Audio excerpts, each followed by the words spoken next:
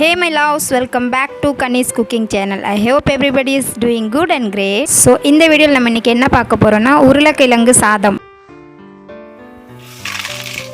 கடாயில எண்ணெய் ஊத்துங்க. எண்ணெய் காஞ்சோன ஒரு ஸ்பூன் கடுகு, பட்டை, ஏலச்சி, கிராம்பு அதை சேர்த்துக்கோங்க. அது வெடிச்சோடனே வெங்காயம் போடுங்க. வெங்காயம் வதங்கினோடனே பச்சை மிளகாய், இஞ்சி பூண்டு பேஸ்ட்டு, கருவேப்பிலை சேர்த்து வதக்கிக்கோங்க. வெங்காயம் கலர் மாறினோன்னு நீங்கள் வெட்டி வச்ச உருளைக்கிழங்கு அதோடு சேர்த்துக்கோங்க. அதோட தேவையான அளவு உப்பு சேர்த்து மூடி வச்சுருங்க. உருளைக்கிழங்கு நல்லா வேகணும். நிறைய பேர் என்னோடய சேனலை சப்ஸ்கிரைப் பண்ணாமே பார்த்துட்ருக்கீங்க.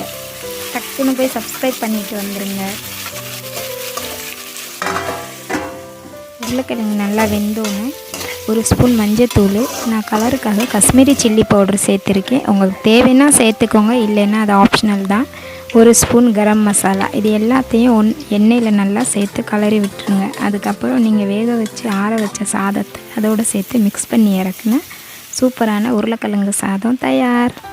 நமக்கு பிடிச்சவங்களுக்காக பார்த்து சமைக்கும் போது சுமாரான சமையல் கூட சூப்பராக இருக்கும். ஸோ இந்த வீடியோ உங்களுக்கு பிடிச்சிருந்தா லைக் பண்ணுங்கள், கமெண்ட் பண்ணுங்கள், சப்ஸ்கிரைப் பண்ணுங்கள், அந்த பெல் ஐக்கானை தட்டிட்டு போங்க.